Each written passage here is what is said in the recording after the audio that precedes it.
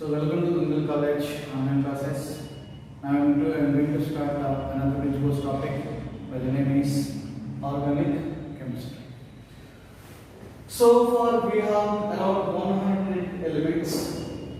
I'm dividing these 180 elements into two parts. So I took one element at one side, the remaining 170 elements I took another side. This single element can form around 10 millions of compounds. All the elements together can form the element compounds of half of the compounds formed by the single element. So the single element can form around 10 millions of compounds. All the elements together cannot form the half of the compounds formed by the single element. I think we got what is a single element. That single element is none other than carbon.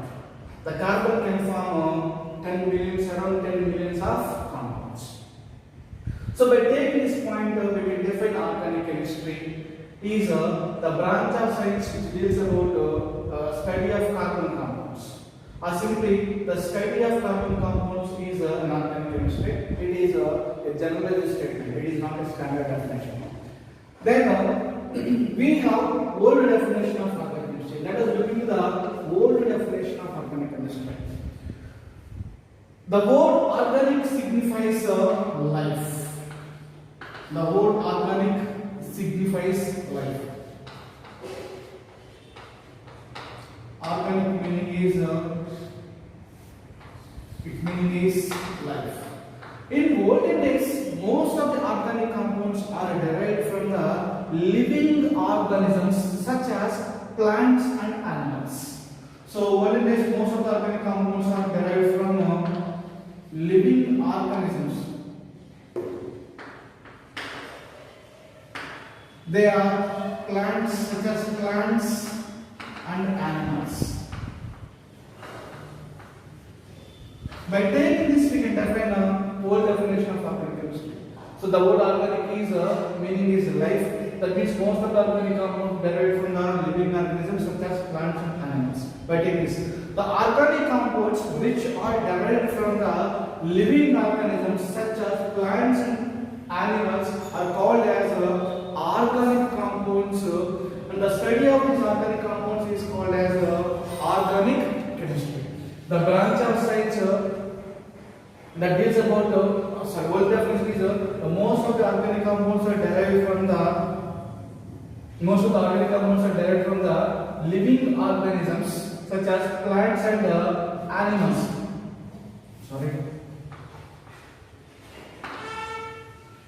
The plants and animals are called as organic compounds. The study of these organic compounds is called as organic chemistry. This is a old definition. So we have moved to the topic of vital force theory. Vital force theory. The vital force theory is proposed by the scientist named Berzelius. Vital force theory is proposed by the scientist named Berzelius. According to Berzelius, the plants and animals contain a certain type of forces, so they are nothing but vital forces. Nobody knows what these are called as mysterious forces, but these forces are necessary to prepare organic compounds. So Berzelius proposed that the plants and animals able to prepare organic compounds. The preparation of organic compounds in the laboratory is not possible. So in laboratory, vital forces are absent. So vital force theory says that the organic compounds are prepared in the plants and animals only. The preparation of organic compounds is not possible in the laboratory because of the absence of vital forces. Later, the scientist name is Wohler. The scientist name is Frederick Wohler. He prepared organic compound by heating ammonium cyanide and H4CO. Upon heating of this compound undergo rearrangement leading to the formation of this compound name is urea.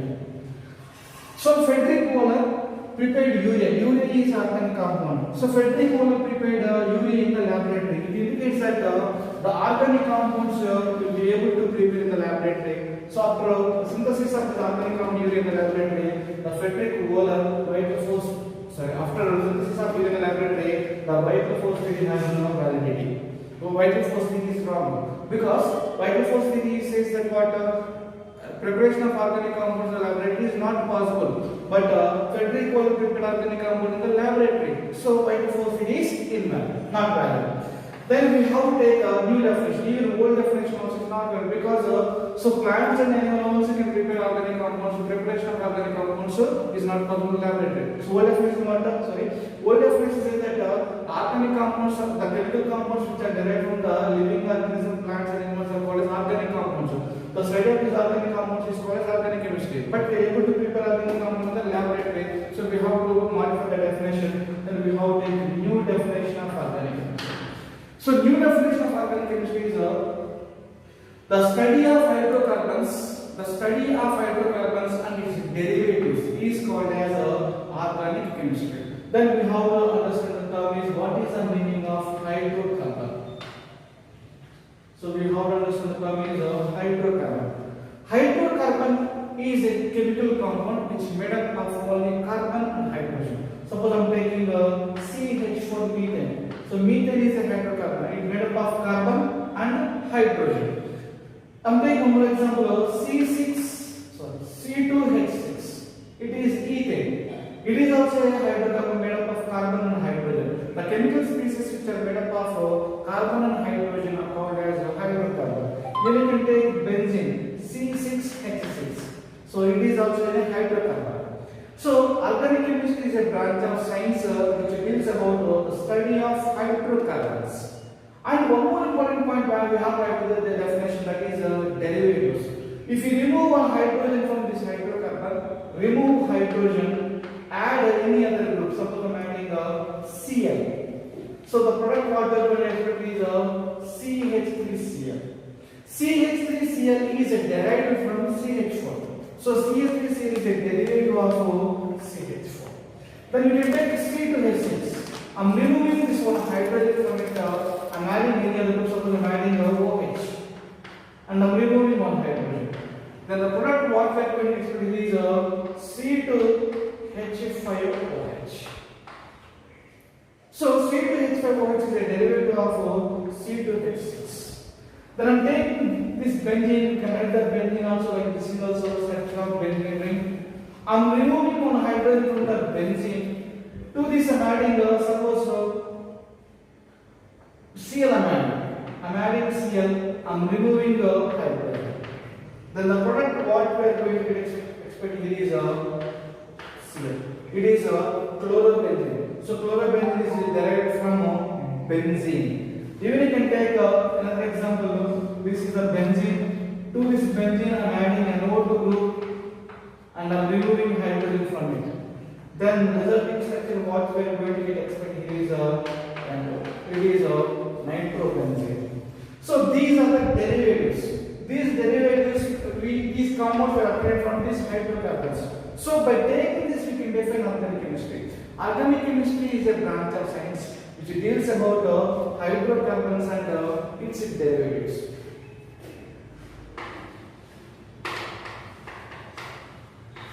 The branch of science which deals about hydrocarbons and its derivatives is called as organic chemistry. This is the standard definition, new definition. So simple generalized statement is the study of carbon compounds is called as organic chemistry. This is one definition, generalized statement. So by taking the old definition of organic chemistry is the study of carbon compounds which are obtained from the plants and animals. Simply, otherwise you can take as the chemical compounds which are derived from the living organisms such as plants and animals are called as organic compounds. The study of those organic compounds is called as organic chemistry. So this is the old definition. New definition is standard definition is the study of hydrocarbons and its derivatives is called as organic chemistry, or the branch of chemistry which deals about hydrocarbons and its derivatives is called as organic chemistry. So this is information regarding the basic concept of fundamental thing of organic chemistry. Let us look into the classification of organic compounds. Classification of organic compounds. Organic compounds broadly classified into two types. Organic compounds are broadly classified into two types. The first one is open chain organic compounds. Open chain organic compounds. The second one is closed chain. Closed chain are also called as ring compounds.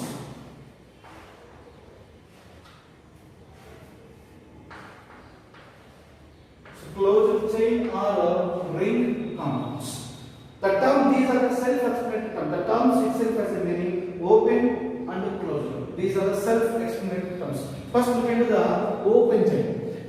The open chain organic compound but I'm taking three carbon species, so CH2, CH3, CH2, CH3. This here. So three carbons, so I'm omitting the hydrogen, just I'm taking carbons for understanding purpose. This carbon joined with this carbon, they will form. So this carbon and this carbon, two end carbons will be open. So end carbons will be not joined together. Then we have called it as a open chain. Take one more example. So 1, 2, 3, 4. 4 carbon chain will be there. Two end carbons are not joined. So we can term it as an open chain. Apart from it, if you take this case, 3 carbons, first carbon, second carbon, third carbon. So 3 carbons will form a cyclic structure. In the second case, 4 carbons, 1, 2, 3 and 4. So 4 carbon join each other, they form a cyclic structure. In this case, you can take a cyclic structure is like this. And this case, the cyclic structure we can write like this.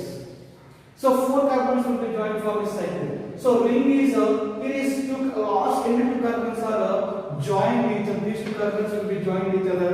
They form a cyclic structure. We have to as a closed chain or ring chain. Simply self-explanatory terms.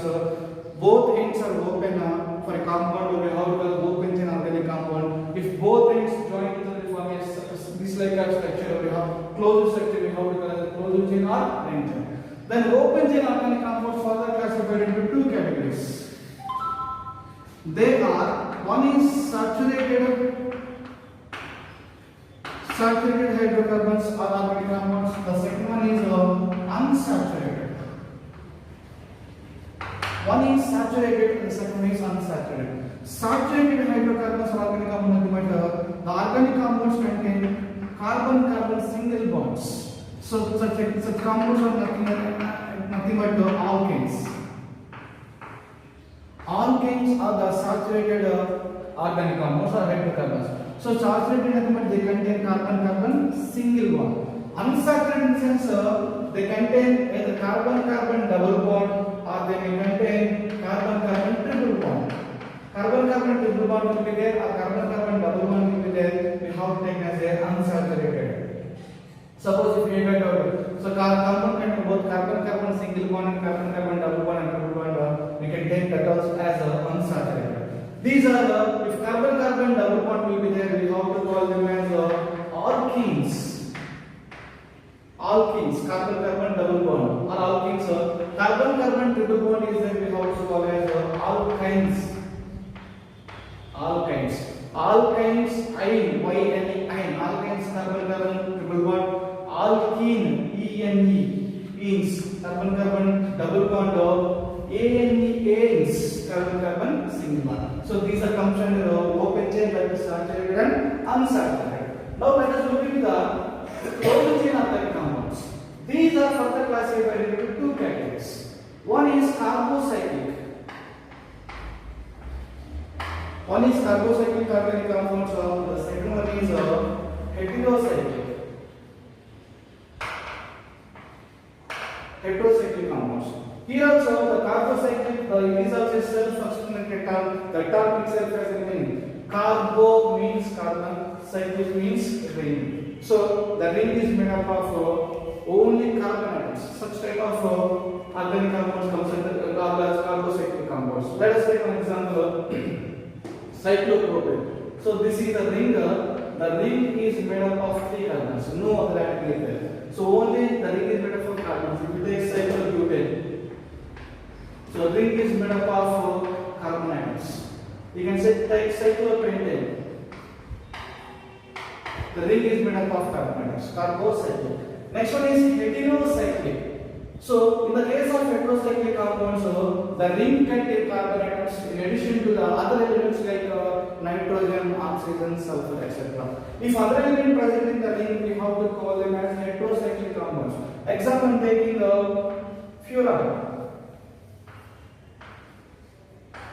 So this is the example. This is carbon is carbon atoms and it is oxygen. The ring contain carbons in addition to the other element like oxygen here. So ring contain other elements also present in the ring. We have to call them as heterocyclic compounds. You can take one more example, thiophene. If you look at this example, the ring made up of carbon atoms. In addition to the carbons, other element sulfur is present. So it is comes from heterocyclic. We can take one more example, take pyridine. Pyridine, actually we have to write. Here is the bond is there. This is the pyridine. If you look at this structure, each carbon is a carbon atom. In addition to the carbon, one other element nitrogen is present.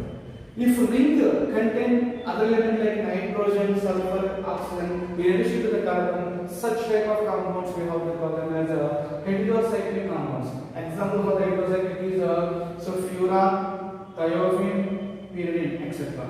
Then coming to the carbocyclic compounds. Carbocyclic compounds are classified into two categories. Further classified into two types. One is alicyclic. One is alicyclic compounds, so the second one is aromatic compounds.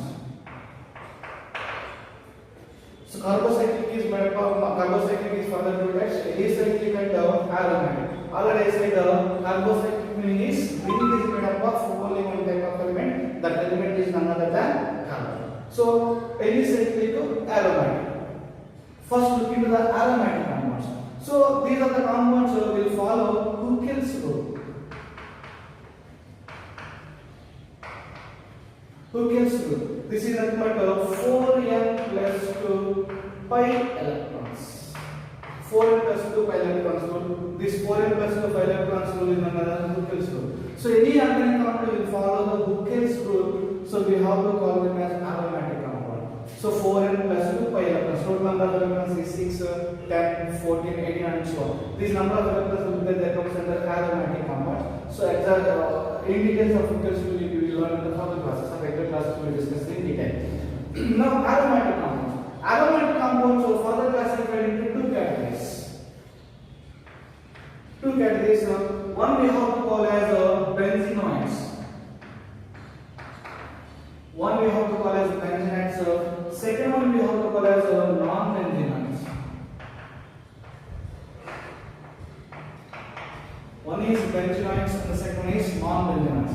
If aromatic compound contain benzene ring, we have to call them as benzenoids. Already I wrote somewhere benzene. So benzene formula C6H6. You can write the structure is like this, benzene. If aromatic compound contain benzene ring, we have to call them as benzenoids. Example, you can take nitrobenzene. So this is the benzene ring. Upon the benzene ring and what to is there, we have to call it as nitrobenzene. And upon the benzene ring, chlorine is there. X is there. X in the sense halogen. That may be fluorine or chlorine or bromine or iodine. So upon the benzene, fluorine is there, fluorobenzene, chlorine is there, chlorobenzene, bromobenzene, iodobenzene, and so on. Upon the benzene, if suppose OH is there, we have to call it as a phenol, etc. Many examples will be there. So all these comes under aromatic compounds, benzenoids, because they contain benzene. Apart from these, some future compounds is there. The future compounds like naphthalene. Two benzene rings will be joined each other like this. This compound is called as naphthalene. This naphthalene also comes under benzenoids because the benzene will be there. You can take one more example, anthracene. 3 benzene rings will be fused. 3 benzene rings will be joined like this. So this molecule also contains benzene rings. We have to call them also benzenoids. Next, non-benzenoids. The compound follow the aromatic rule. and non-benzenoids, since the compound is aromatic, they do not contain benzene. Example taking propanol.